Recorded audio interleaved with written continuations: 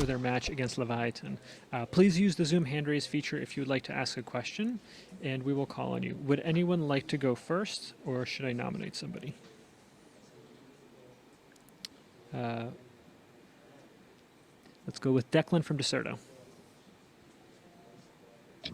Hey Alex, Hello. my question, my question is, can you hear or see owner like punching the air during the match at all? And is that either like intimidating or is it more funny? And then kind of related to that, do you think Leviathan's probably the loudest team at the event?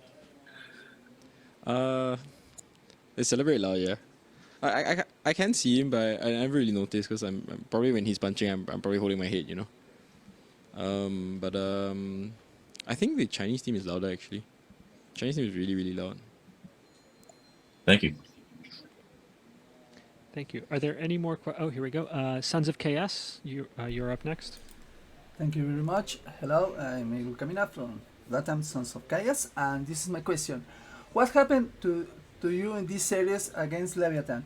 Because we know Paper X have a very aggressive style game, and this time we we saw too many mistakes.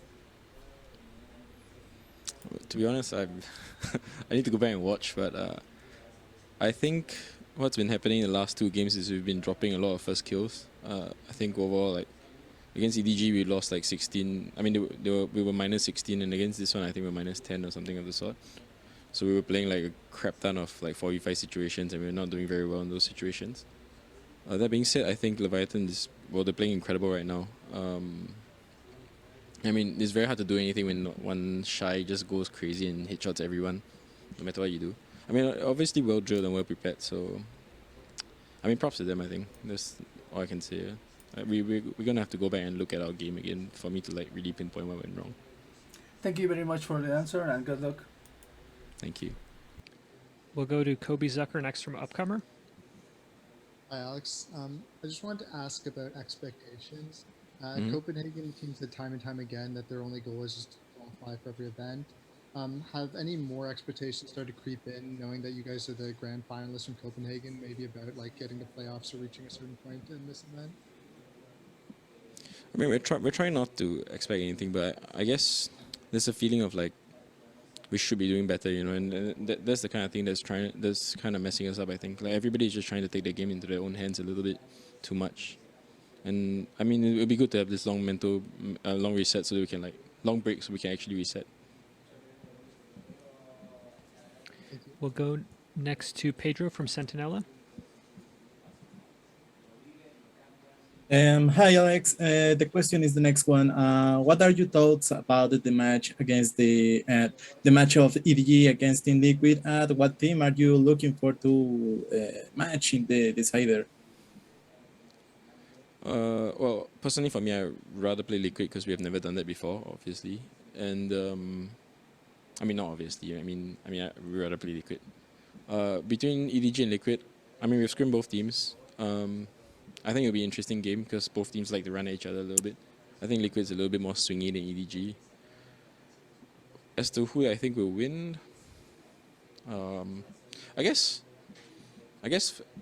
as a half Asian in my Asian region, I hope EDG wins and we'll have a rematch against them. But I would rather play Liquid. Thanks so much and the best of success. Thank you so much.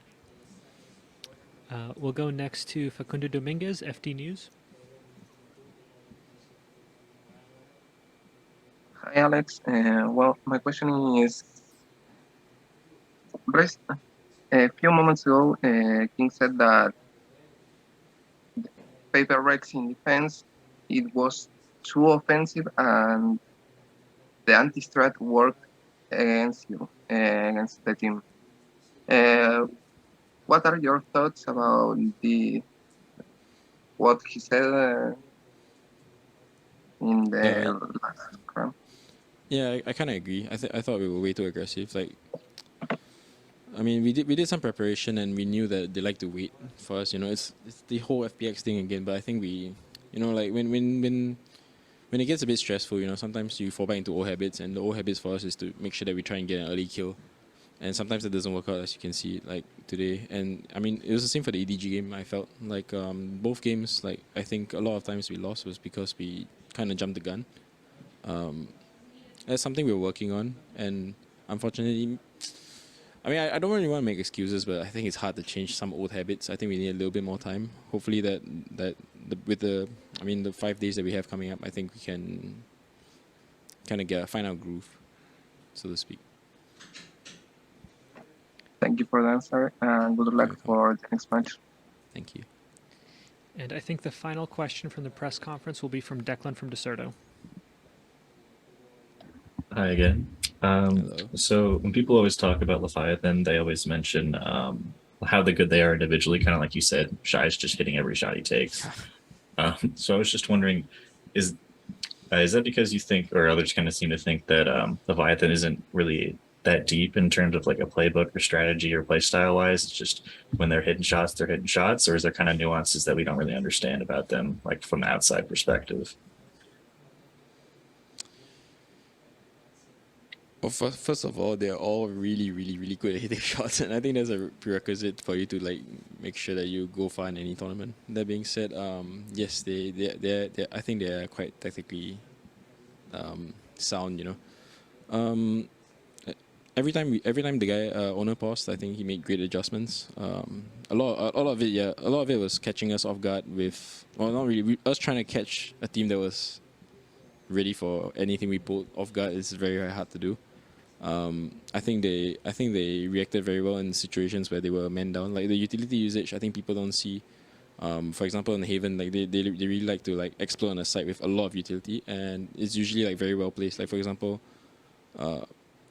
big part of their Haven is how their breach and their omen plays. Every time you tap the bomb, the omen flash is gonna come in your face, and most of the time this is a lot faster than. I mean, the way they do it, they're a lot faster than a lot of other teams, and you have to be really on the ball, you know. So I think they're probably. I mean, we didn't get the scrim name, but from what I've heard, they've been playing really, really well. Thank you. Okay. All right, and we had one last question sneak in. Blake from esports.gg. You will close out our conference today. Awesome. Commiserations on the loss. I just wanted to ask, with you guys being in the finals and top 4 at Reykjavik, how do you stay ahead of teams that are studying you more moving into champs? I'm trying to learn this along the way, actually. I think this is the first time that we have, in this year at least, that we have suffered such a heartbreaking loss, you know, like early in the tournament. Oh, actually, that's not true. We lost the DRX early. This one was particularly painful for some reason. I think it's hard to put it. That being said, I think it's on us to innovate a little bit, but also to like really clean up our mistakes. I think we're making a lot more mistakes than we normally do, and normally I think we also get a lot more first kills. Like I think JJ Ting is having a little bit of trouble settling in and hitting people in the face. Like everyone's ready for that, so I think we need to find some creative solutions for that. Alex, thank you so much for taking the time to speak with us today. This will conclude the final press conference of the day. Bye, guys.